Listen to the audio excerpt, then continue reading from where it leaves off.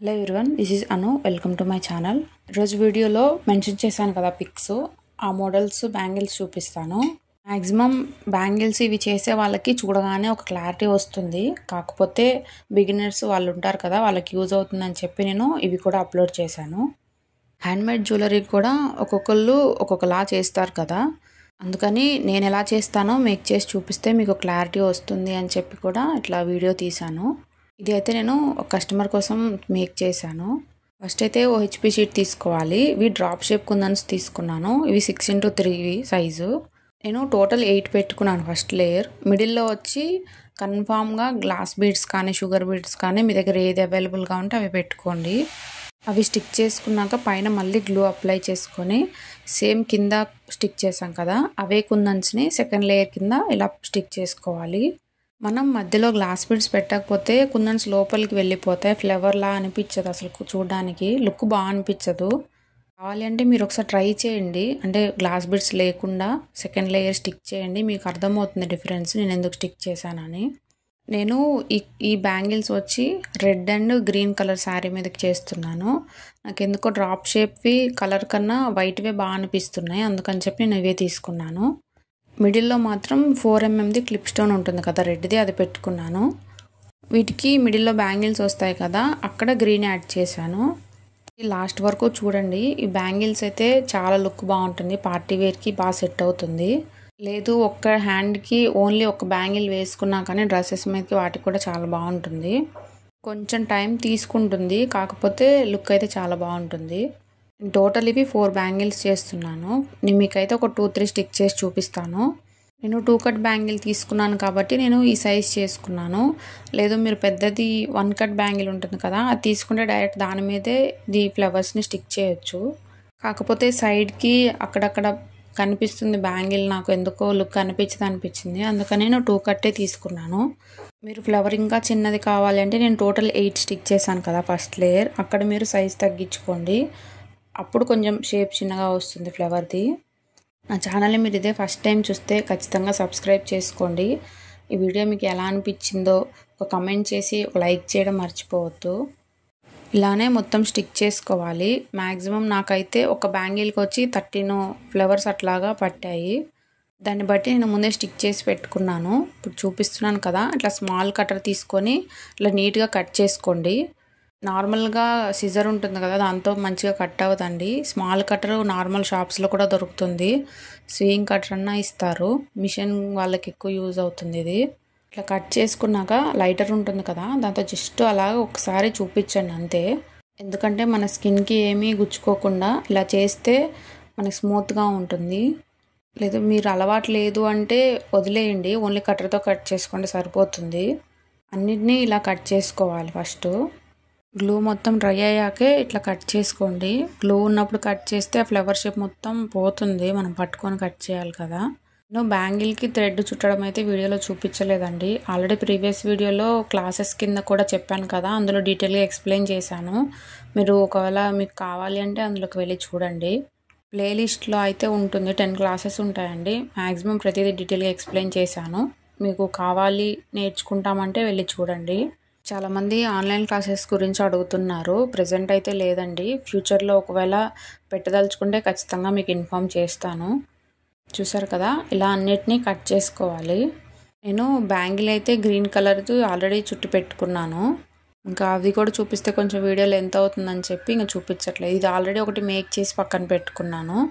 నేనైతే B7000 glue use చేస్తున్నానండి, మీరు ఫ్యాబ్రిక్ గ్లూ అయినా యూజ్ చేయొచ్చు. ఇదైతే కొంచెం తొందరగా స్టిక్ అవుతుంది కదా అని చెప్పి నేను ఇది యూజ్ చేస్తున్నాను. ఇప్పుడు మనం ఒక 2-3 స్టిక్ చేసి ఒక 10 minutes అట్లా పక్కన పెట్టాలండి. మొత్తం ఒకసారి స్టిక్ చేయడానికి అవ్వదు, ఎందుకంటే ఒక్క సైడ్ స్టిక్ చేస్తే ఇంకొక సైడ్ పడిపోతూ ఉంటాయి. ఇవి ఒక 4-5 స్టిక్ చేసుకొని అవి కొంచెం గ్లూ డ్రై అయ్యాక మళ్ళీ ఇంకొక 2-3 స్టిక్ చేసుకోండి. అవి డ్రై అయ్యేలోపు మిగిలిన బ్యాంగిల్స్ అవి మేక్ చేసుకోవచ్చు. ఎప్పుడైనా B7000 గ్లూ అప్లై చేశాక కొన్ని సెకండ్స్ అట్లా వదిలేయండి, అది కొంచెం డ్రై అయితేనే ఏదైనా మంచిగా స్టిక్ అవుతుంది.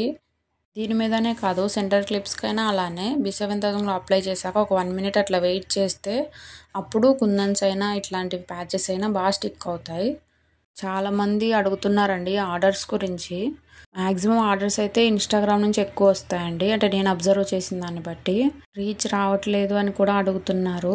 అది ఏం లేదండి, మనం కంటిన్యూగా పోస్ట్ చేయాలి. కొంతమందికి 1 ఇయర్‌లో వస్తుంది. కొంతమందికి 2, 3 ఇయర్స్ పడుతుంది. అది కన్ఫర్మ్‌గా చెప్పలేము. కాకపోతే మనం కంటిన్యూగా ఖచ్చితంగా పోస్ట్ చేస్తూ ఉండాలి.